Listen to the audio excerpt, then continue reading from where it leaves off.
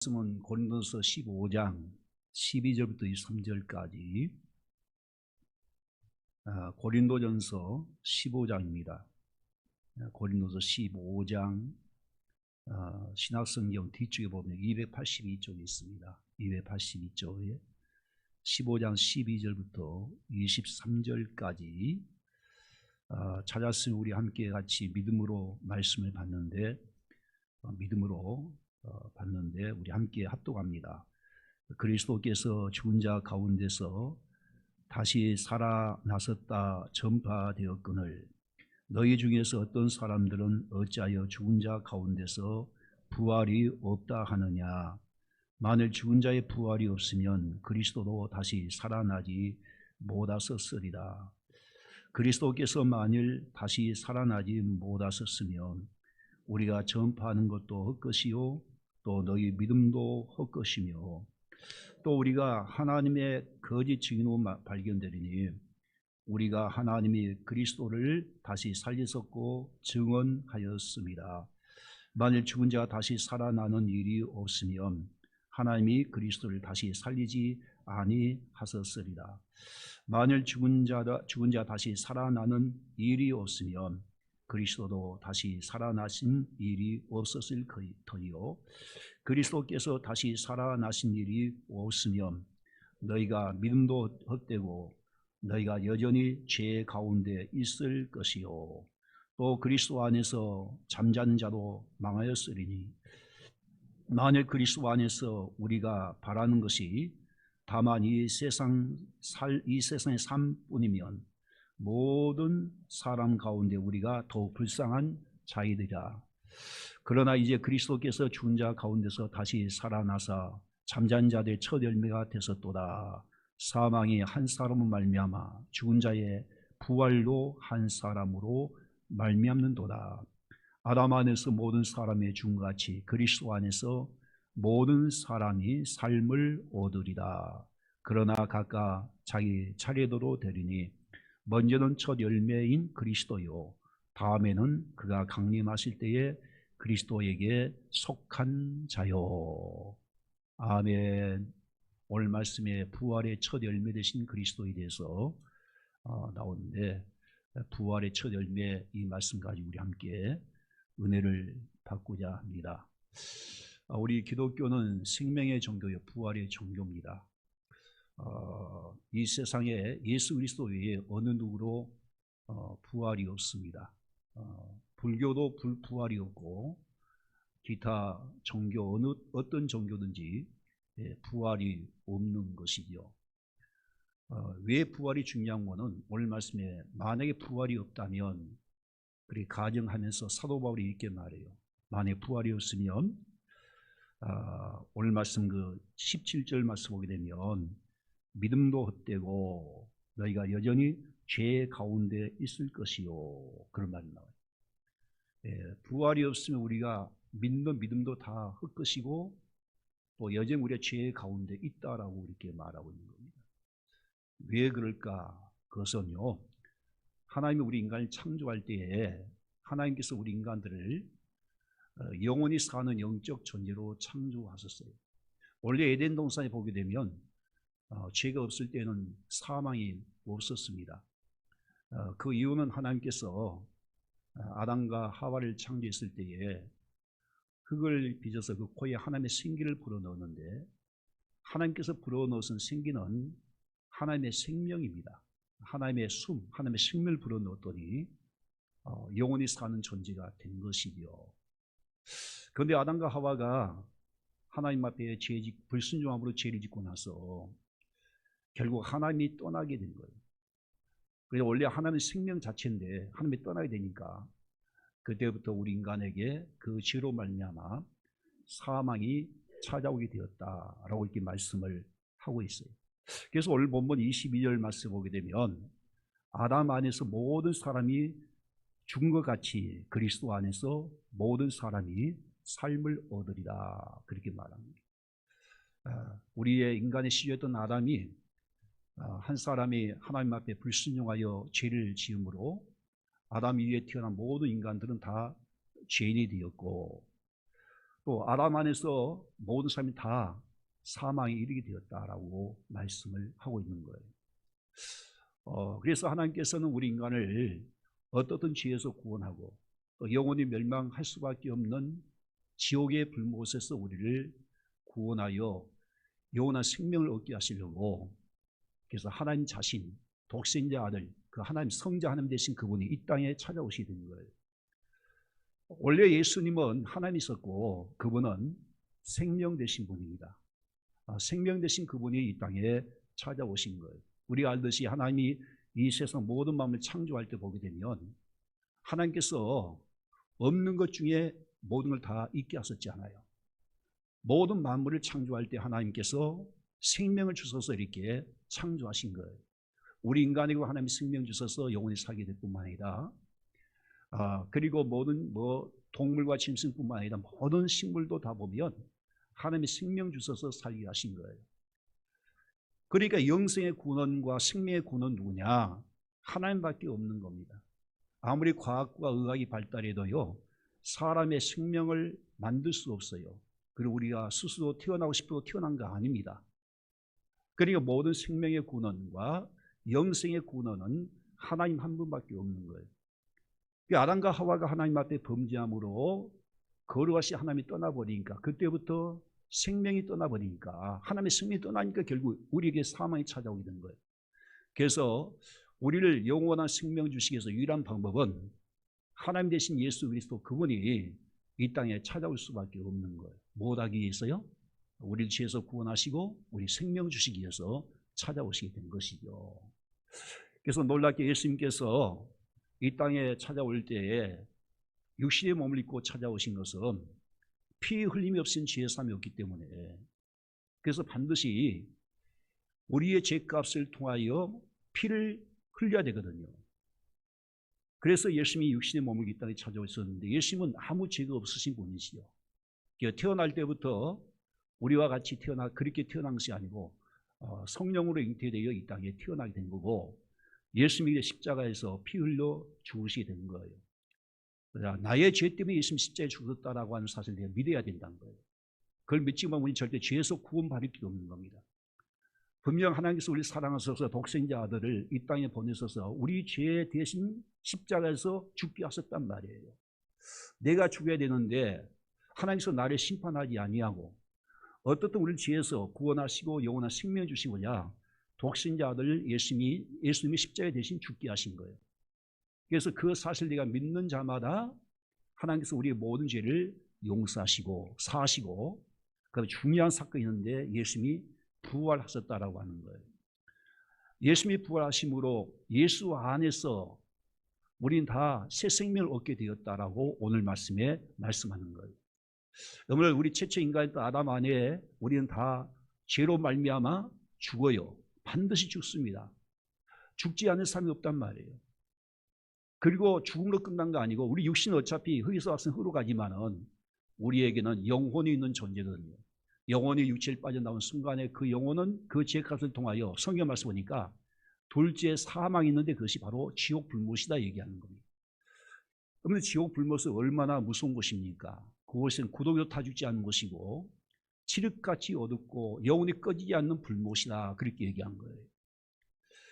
그렇게 무섭고 흉측하고 끊임없이 고통이 있는 그 불꽃 가운데서 우리를 건져내기 위하여, 그래서 예수님이 이 땅에 찾아오셨고 십자가에 죽으실 뿐만 아니라 그래서 예수님께서 부활하시게 된 것이죠.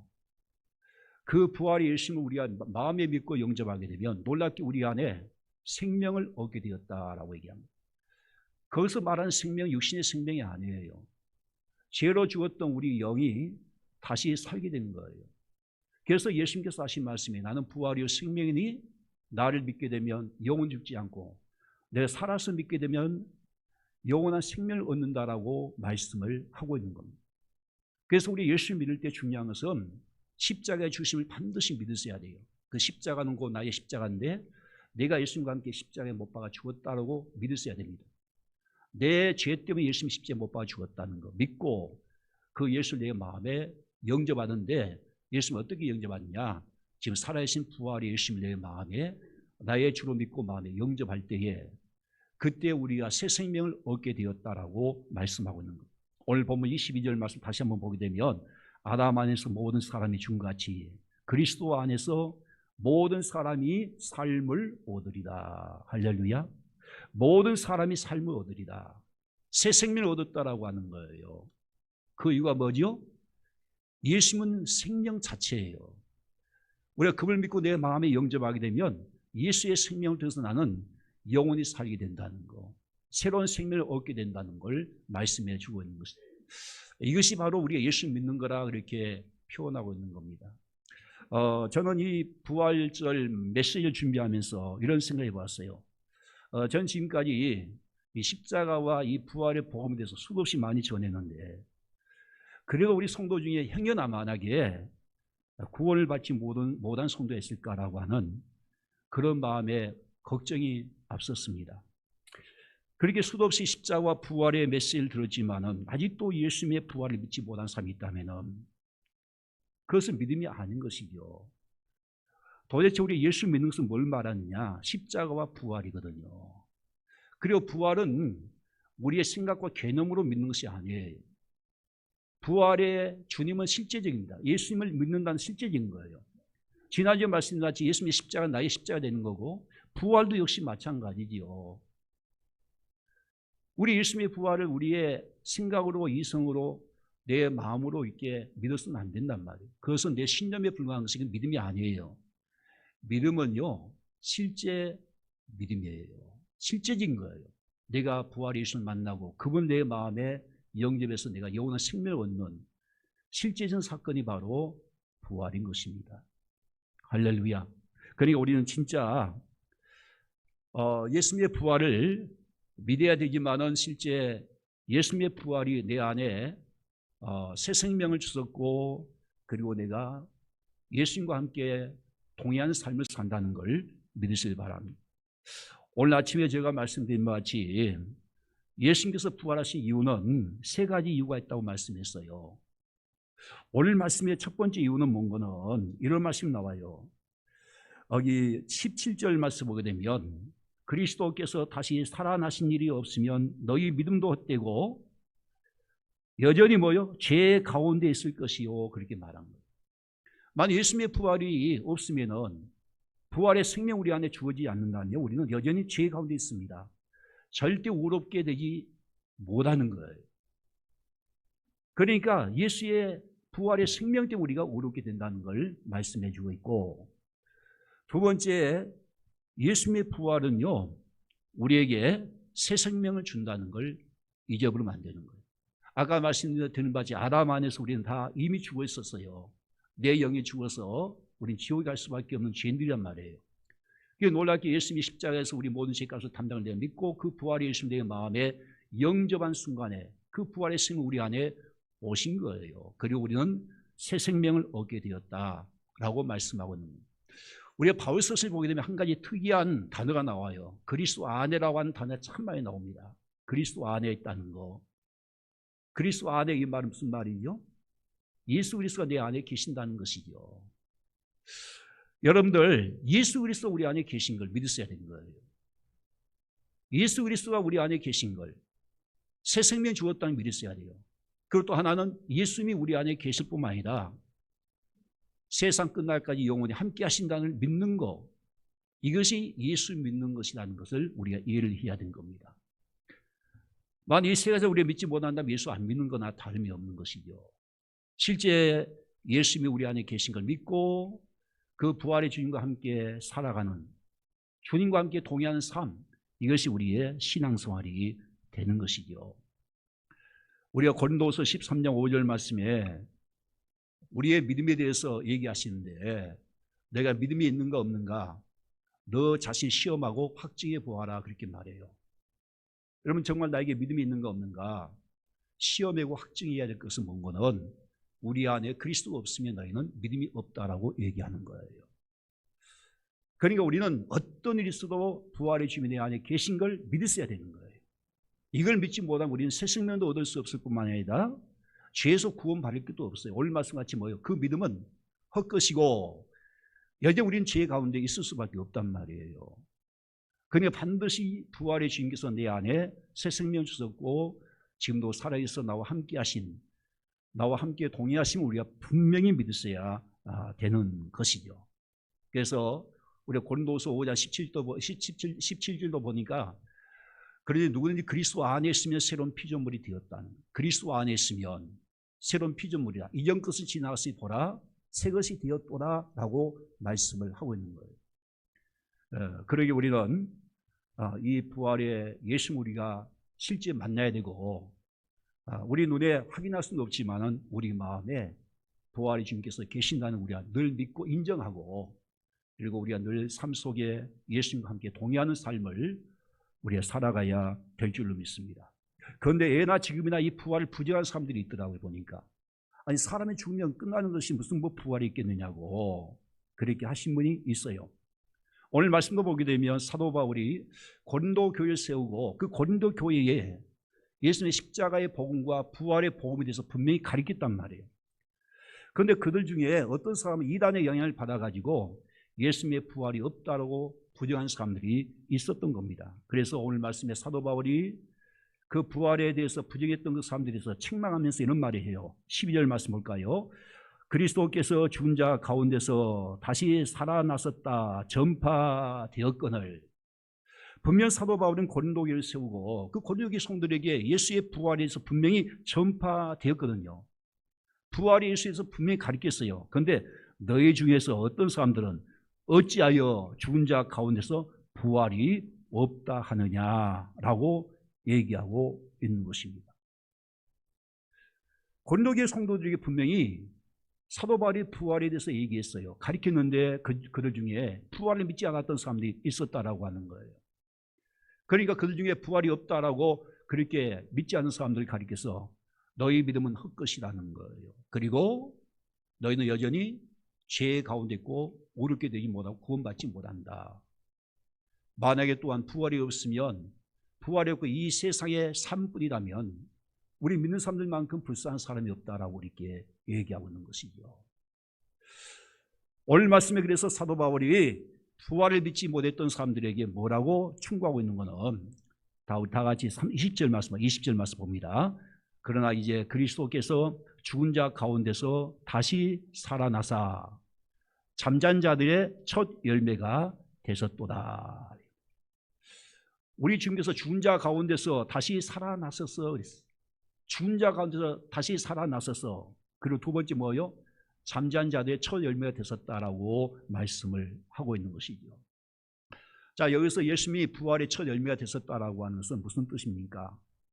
지금까지 우리 인간들 중에 다 죽었지만은 예수님이 처음으로 부활하셨다라는 뜻을 갖고 있는 거예요.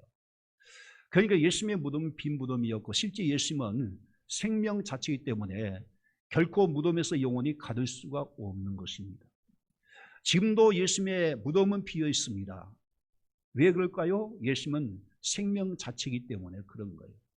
우리가 요한복음 14장 6절 말씀에 다 알듯이 나는 부활이요 나는 길이요 진리요 생명이니 나로 말미암지 않고는 아버지께 올 자가 없다. 나는 부활이요 생명이라는 거, 나는 길이요 진리요 생명이라는 거예요. 예수님 자체가 생명 되시기 때문에, 그래서 예수님은 반드시 부활할 수밖에 없었고, 그리고 또 하나 두 번째 중요한 것은 첫 열매긴 첫 열매인데 누구의 첫 열매라고 하는 거예요? 여기 보니까 잠잔 자들의 첫 열매가 되셨다라고 얘기하는 거예요. 성경에 보게 되면 우리 성도의 죽음을 가리켜서 잠을 잔다라고 표현하고 있는 겁니다. 왜 잠을 잔다라고 표현하고 있을까요? 우리 성도의 죽음은 끝이 아니라는 것이죠. 우리가 밤에 피곤하게 깊이 잠을 들더라도 아침에 되면 어김없이 우리 기저귀를 막 켜고 이렇게 일어나서 아이고 잘 잤다 하고는 식탁에서 함께 가족들 모여 식사하고 하루 시작하잖아요.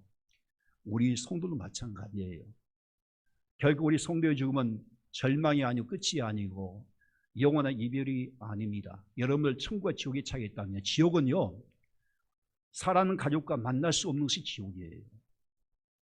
그런데 천국은 그러지 않습니다. 하나님의 나라는 우리가 아침에 일어나 함께 모든 가족들 식탁에 모이듯이 함께 만날 수 있는 것이 바로 천국이에요. 그래서 우리가 전도하는 거 아니겠습니까? 할렐루야. 그래서 여기서 잠잔 자들은 예수 믿고 구원받은 자를 얘기한 거예요. 그렇습니다. 여러분들, 우리 성도의 죽음은 끝이 아닙니다. 죽음으로 끝난 것이 아니고 천국에 이사하는 것이지요. 잠깐 잠을 자다가 깨어난 것과 같다라고 우리에게 말씀하고 있는 거예요. 그래서 반드시 우리의 부활의 아침이 있고 하나님의 나라가 분명히 있다라고 하는 것이죠. 그런데 여기서 이 예수님께서 부활의 첫 열매가 되셨다라고 하면서 뭘 말하느냐, 두 가지 의미가 있는데, 먼저 20절 말씀 보게 되면 그리스도께서 죽은 자 가운데서 다시 살아나사 그랬어요. 자, 여러분들, 우리가 분명히 믿어야 될 것은 예수님이 다시 살아나셨음을 믿으셔야 됩니다. 우리 예수님은 분명히 성경 말씀대로 죽은 지 사흘 만에 다시 살아나셨던 거예요. 우리가 부활의 예수를 믿지 못하면요, 사실 우리의 부활로 믿을 수가 없단 말이에요. 그렇지 않아요? 그리고 우리가 먼저 중요한 것은 예수님의 부활을 분명히 믿으셔야 돼요. 그런데 우리가 뭐 예수님의 부활을 본 것도 아니고 어떻게 우리가 확신하고 믿을 수 있겠습니까? 뭘 통해서 믿을 수 있는 거예요? 가장 중요한 것은 성경 말씀이에요. 이 하나님 말씀은 하나님 말씀은 진리예요. 세상 모든 것 다 변하고 꽃은 마르고 떨어지나 하나님 말씀은 세세토록 있도다라고 베드로전서 1장 24절 말씀에 얘기하고 있는 것입니다. 하나님 말씀은 결국 불변의 진리입니다. 하나님 말씀은 반드시 이루어진 말씀이에요. 지금도 여전히 이 성경 말씀은 이루어지고 가고 있는 거예요. 그리고 이 마지막 때에 여러 가지 징조를 통해서 성경 분명히 말씀하시고, 지금 사실은요, 성경도 다 되어가고 있단 말이에요. 이 마지막 때에. 그래서 우리는 성경 말씀 모르면 이 시대를 분별할 수가 없는 겁니다. 많은 신학자들도 지금 마지막 때로 얘기한 거예요. 이거 코로나의 전염병이 그냥 우연히 생겼다고 생각하면 안 됩니다. 다 성경도 이루어진 거예요. 그러니까 우리는 하나님의 말씀대로 반드시 이루어진다는 믿으시길 바라요. 예수님 십자가 주심과 부활도 성경도 되신 거예요. 할렐루야. 그럼 우리 성경을 믿으셔야 돼요. 성경에. 성경에 보게 되면 우리가 부활하신 예수님을 목격한 사람들이 수도 없이 많다는 걸 알 수 있단 말이에요. 여러분, 어떤 사건을 해결할 때에 반드시 목격자나 증인이 있으면 그 문제를 해결할 수 있는 것입니다. 우리 예를 들면 간혹 길거리에 보면 이제 뺑소니 차량을 본 목격자를 찾는 그런 플랜카드 붙어 있는 것을 볼 수가 있지 않아요. 몇 월 몇 시에 어디서 이렇게 교통사고 났는데 목격한 사람을 찾습니다. 그러면서 크게 후사하겠습니다. 그렇게 얘기하지 않아요. 왜 목격자를 찾는 것이죠? 목격자 있어야 그 사건의 확실한 증거가 되기 때문에 그런 것이지요. 그렇습니다.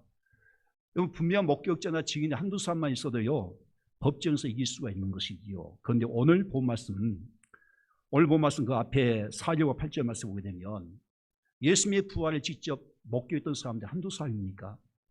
여러분, 예수님이 3일 만에 부활하시고 40일 동안 이 땅에 계신 동안에 그 40일 동안, 짧은 기간 동안에 수많은 사람들이 부활의 예수님을 직접 만나고 경험하고 목격한 거예요. 자, 우리 다 같이 오늘 본 말씀과 앞에 보게 되면 4절과 8절 말씀이 나오지 않아요? 우리 같이 한번 읽어보겠습니다. 장사 지낸 바 되셨다가 자, 성경대로 사흘 만에 다시 살아나사. 첫 번째 누구에게 보이시고? 게바에게. 베드로지요. 베드로에게 보이시고, 두 번째 누구죠? 12 제자에게. 그리고 세 번째 6절 말씀 보니까 500여 형제들에게 일시에 보였다는 거예요. 그 중에 지금까지 대다수는 살아있고 어떤 사람은 잠들었으며, 그 다음에 네 번째 7절 말씀 보니까 야고보에게 보이셨고 그 후에는 모든 사도에게 보이셨다. 그리고 제일 마지막에 8절 말씀 봐봐요. 시작. 맨 나중에 만삭되지 못한 자 같은 내게도 보이셨느니라. 지금 사도 바울이 왜 자기를 가리켜서 맨 나중에 만삭되지 못한 자 같다 그렇게 얘기했을까? 우리가 알듯이 사울은요, 예수를 믿기 전에 유대교에 속했는데, 유대교이잖아요. 그는 하나님을 정말 잘 믿었어요. 그리고 그런 가말리엘 문화에서 율법을 공부했던 사람이 율법 사람 말이에요. 또 바리새인 중 바리새인이 있고, 하나님 말씀을 철저히 지켰던 그런 사람이 있는데, 그런데 예수님의 부활을 믿지 않았거든. 그때 당시 유대인들이 예수님 십자가에 못 박아 죽여놓고 그 예수님의 부활에 대해서 거짓말 막 소문을 퍼뜨린 거예요. 제자들이 막 훔쳐갔다라고 막 소문을 퍼뜨리는데, 그런데 예수님의 부활을 막을 수 없는 것이죠. 그 사실인데. 그렇지 않아요?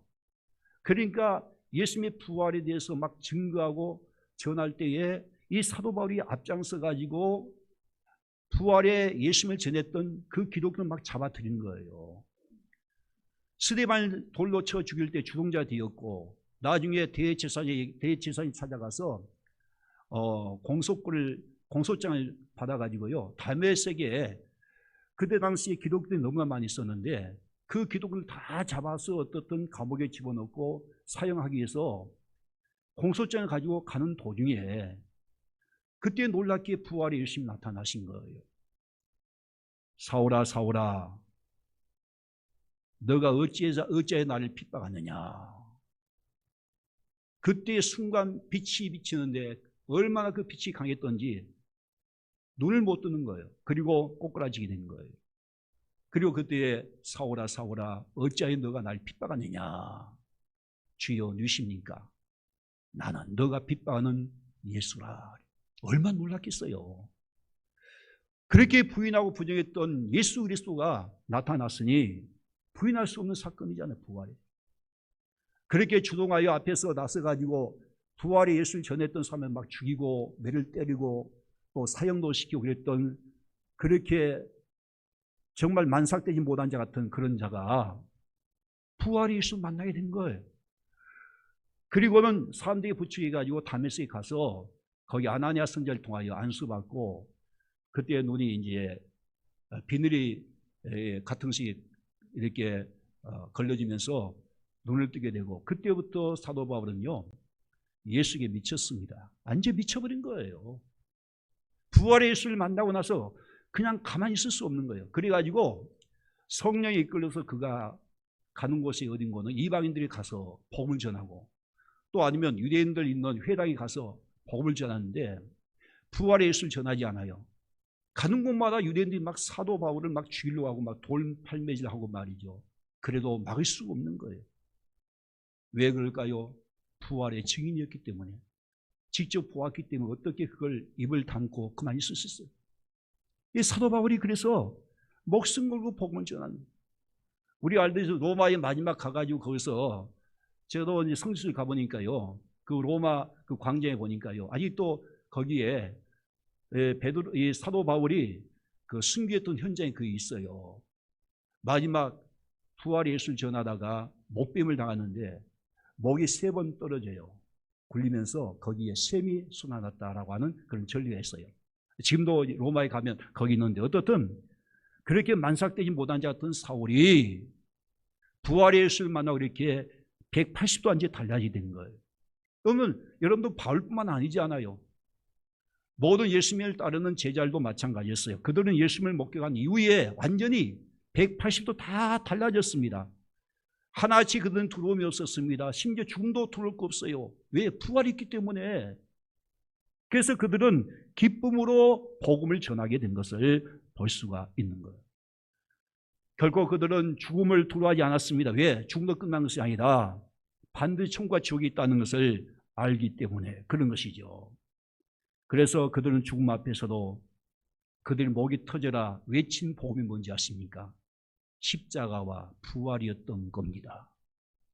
그렇게 예수님을 전한 거예요. 그들이 유대인들에게 가서 막 돌을 막 맞아도요, 그들이 외쳤던 복음이 뭔 거는 당신들이 십자가에 못 박은 그 예수는 다시 부활하셨다라고 하는 이 부활에 대해서 메시지를 전하다가 그건 매를 맞기도 한 거예요. 수도 없이 핍박을 많이 받은 거예요. 우리 알듯이 사도행전 3장에 보게 되면 한 번은 베드로와 요한이 성전에 이제 기도하기 위해서 가다가 성전 미문에 태어날 때부터 한 번도 걷지 못했던 40년 동안 걷지 못했던 안진뱅이를 만납니다. 그 안진뱅이 거린이 이제 베드로와 요한을 쳐다보면서 한 푼 달라고 했을 때에 베드로가 뭐라 했습니까? 금과 은은 내게 없거니와 내게 있는 것으로 너에게 주노니 곧 나사렛 예수 이름으로 일어나 걸으라. 그렇게 말합니다. 놀랍게 베드로와 요한은요, 부활의 예수님을 만났고 실제 부활의 예수님이 그를 속에 함께 하셨음을 알 수 있어요. 금과 은으로 그 영혼을 구원하지 않았어요.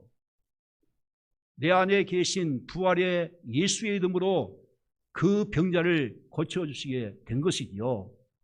그러고 나서 그 안진병이하고요, 베드로와 요한이 이제 솔로몬 행각에서 있을 때에 많은 유대인들에게 복음을 전합니다. 그때 뭐라고 한 거는 너희가 십자가에 못 박힌 예수님을 하나님께서 죽은 자 가운데서 다시 살려내셨느니라. 바로 그 예수의 이름으로 이 병자 고침받았다라고 하면서 이 안진병을 통해서 부활의 예수님을 증거하게 된 것이죠. 그때 당시 많은 유대인들이 거부할 수 없지요. 부정할 수 없는 사실이에요. 왜? 40년 동안 그 성전 미문에 앉았던 그 안진병을 보았기 때문에 무슨 능력 가지고 그걸 고침받을 수 있겠어요. 그래서 결국 공회 앞에 끌려가가지고 감옥에 갇혀 수없이 매를 맞고 다시는 예수의 이름으로 말하지 말고 부활을 전하지 말라고 그렇게 엄포를 내리고 풀려주었습니다. 그런데 베드로 요한이 거기에 굴복했습니까? 아니에요. 멈출 수가 없는 거예요. 아니, 부활의 예수를 만났고 그 부활의 예수를 전하지 않으면 견딜 수가 없는 거예요.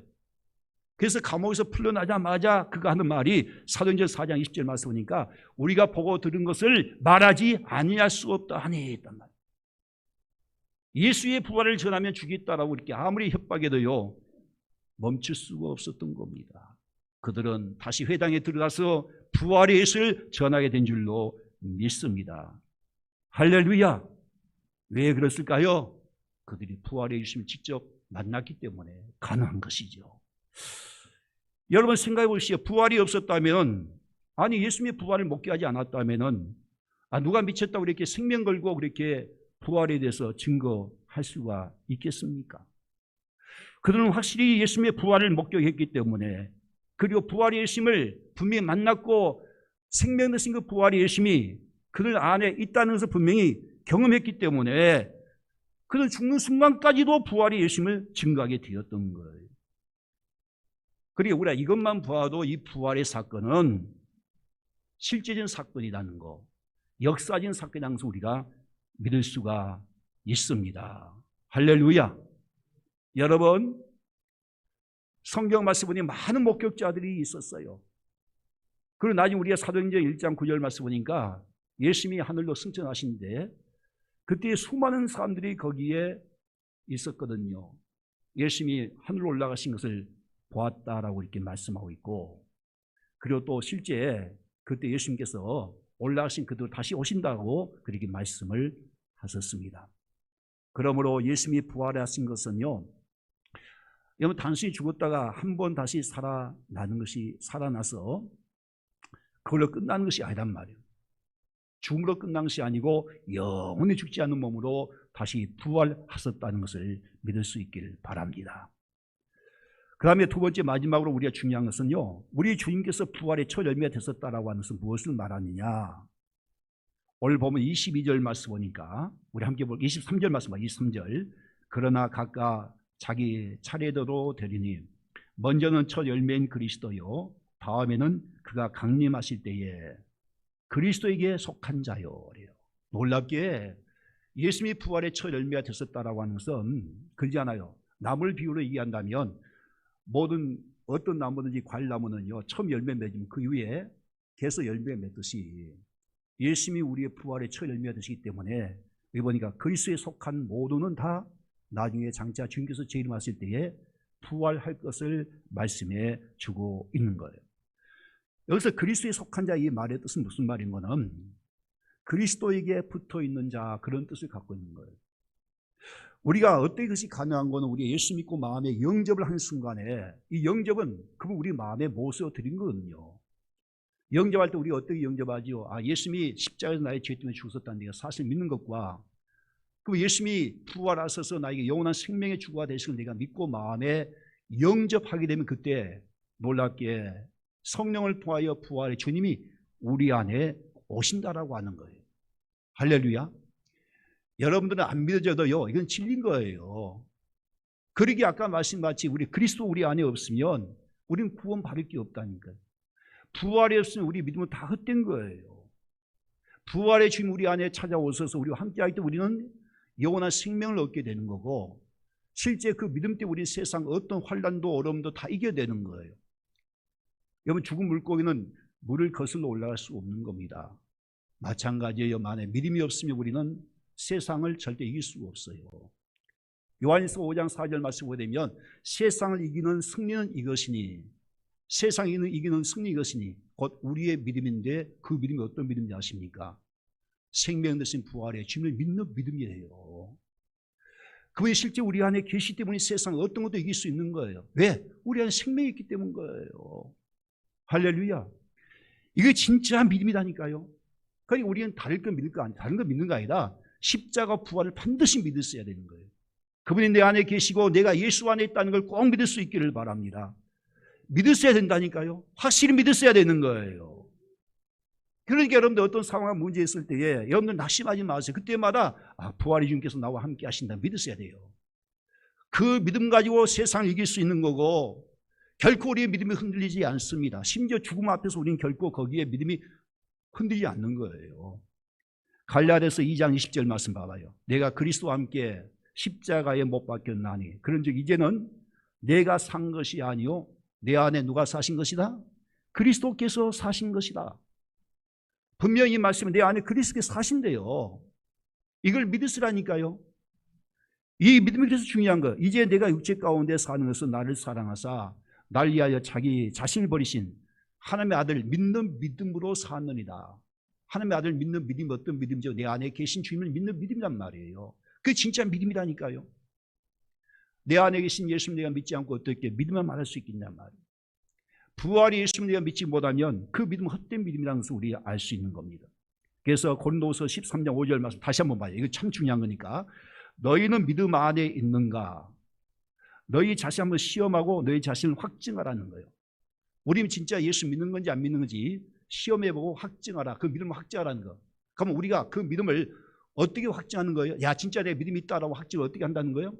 우리 안에 예수님이 계신 걸 믿는 거란 말이에요. 그래서 여러분 믿음이 흔들리고 믿음이 없을 때마다 주님께서 내 안에 계신 걸 우리가 자꾸 믿고 선포해야 되는 거예요. 주님께서 내 안에 계시지. 그 믿고 그래야 우리가 흔들림이 없는 거예요. 그리스도께서 너희 안에 계신 걸 너희가 스스로 알지 못하냐? 그렇지 않으면 너희는 버리운 자랐단 말이에요. 주님이 우리 안에 계시면 우리는 버리운 자예요. 구원받지 못한. 그러면 여러분은 구원받았습니까? 정말 우리가 새 생명 얻고 우리가 영생을 얻었습니까?